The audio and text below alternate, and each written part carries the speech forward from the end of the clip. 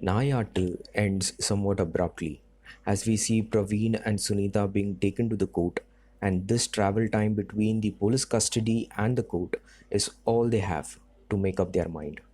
Now, to answer what might happen next, we have tried to spin our own fictional take, basis certain hints littered in the movie, and also basis our assumption.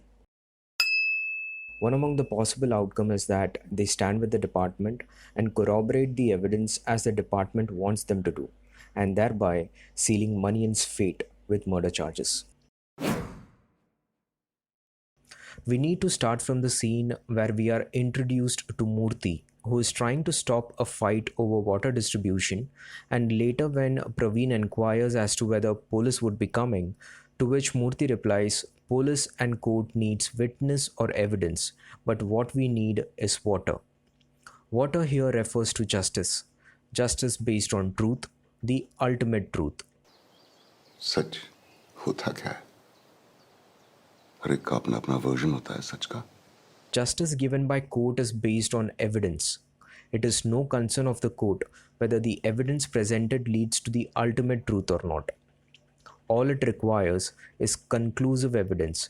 So, even if the court is presented with fabricated evidence, as long as they are conclusive, judgment will be passed basis fabricated evidence. Praveen and Sunita, being police themselves, must have realized that they do not stand a chance to even put up a fight without any evidence, as the only video evidence that they had has been destroyed, and on the contrary, department has enough fabricated evidence to pin the entire case on Praveen. Now, even though we see Sunita initially being adamant when she says she's even ready to hang rather than making a false statement, we think she might eventually melt and give up, as the evidences are against Praveen, on whom she might have developed some feelings over the period, as there are enough scenes where we see them catching glimpses of each other, and even when they were on the run, it was Praveen who was keeping a check on her needs and also supporting her when Maniyan would go bonkers and blabber. And what Praveen must have also realized, his department is just following orders. So even if the police department wanted, they cannot save them, which is very aptly brought through one of Maniyan's dialogue.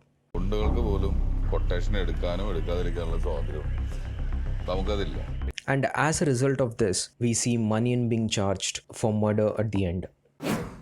Maniyan's ill fate also has a karmic angle to it. There are two scenes that propels us into thinking that Maniyan's ill fate was a result of karma.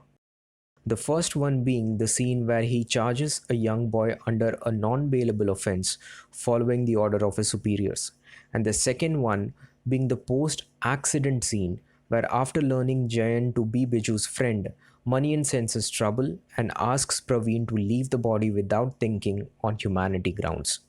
Remember one of the dialogues from the mono act performed by Maniyan's daughter, where she questions why do we have to sell our ancestral house, family temple and farms to buy a new apartment elsewhere?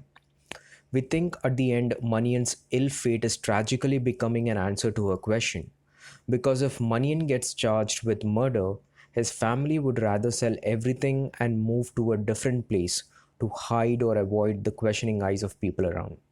We do realize there is another possible outcome after the end, which we will be discussing in our next minisode. If you like our content, please do subscribe to our channel. Until then, peace out.